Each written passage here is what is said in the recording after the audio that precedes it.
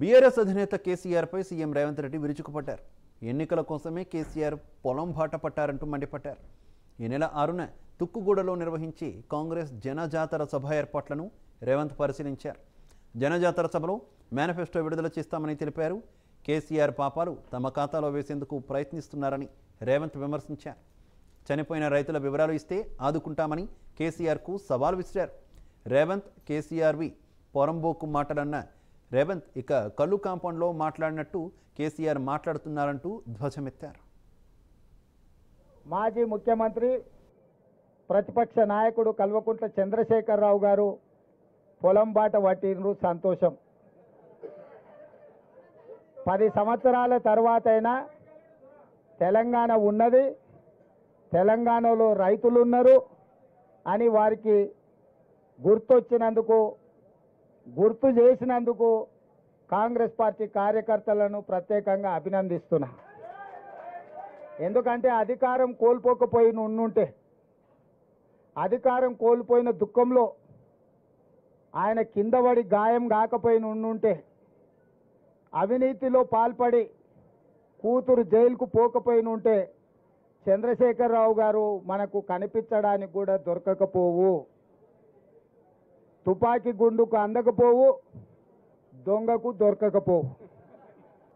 చంద్రశేఖరరావు పర్యటనను కాంగ్రెస్ పార్టీ కార్యకర్తలు 100 ఎలుకలు తిన్న పిల్లి తీర్థయాత్రలు పోయింది అన్నట్టుగా చూస్తున్నారు. నీ దోపిడీని కప్పిపుచ్చుకోవడానికి ఈ ఎన్నికల్లో నీ ఎంపీ అభ్యర్థులు పారిపోతుంటే దాన్ని అధిగమించడానికి నీకు తెలిసిన తక్కువ విద్యలన్నీ ప్రదర్శిస్తున్నావు. ఇవన్నీ కాలం చెల్లిపోయినాయి.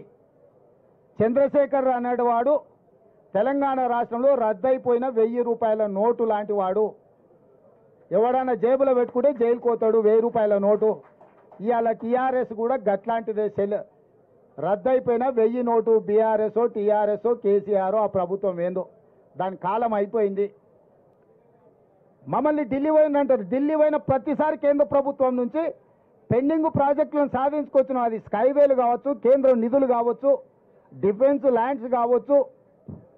ప్రతి విషయంలో ఢిల్లీకి వెళ్ళి మా మంత్రులు మేము ఔటర్ రింగ్ రోడ్ RRR కావచ్చు, రీజనల్ రింగ్ రోడ్ విషయంలో కావచ్చు, నిధుల విషయంలో కావచ్చు, మెట్రో రైలు విషయంలో కావచ్చు, మూసి పరివాహక ప్రాంత అభివృద్ధి విషయంలో కావచ్చు 10 సంవత్సరాలు నీ పాపాలను ఒకటొకటిగా కడుక్కుంటూ, వాయిదాలు పడ్డ కేంద్ర అనుమతులను తెచ్చుకుంటూ, రాష్ట్రాన్ని ఒక దారిలో పెట్టి సర్దిద్దే ప్రయత్నం చేస్తున్నావు. నువ్వు కూలగొట్టిన సంసారాన్ని నిలబెట్టే ప్రయత్నం చేస్తున్నాము.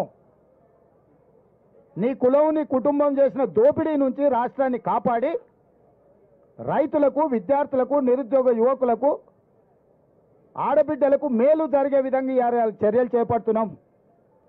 ఇవాళ మహిళలు ఊపిరి పీల్చుకుంటారు. మా అన్న వచ్చిండు, మా ప్రభుత్వం వచ్చింది, మా సోనియా మా ప్రభుత్వం వచ్చింది, మాకు సిలిండర్ వచ్చింది, ఇంటికి ఉచిత కరెంట్ వచ్చింది, మాకు ఆర్టీసీ బస్సులలో ఉచితంగా ప్రయాణం చేస్తున్నాం, మాకు స్వేచ్ఛ వచ్చింది, మా మహిళా సంఘాలు అన్నీ కూడా మళ్ళీ ఊపిరి పోసుకున్నాయి.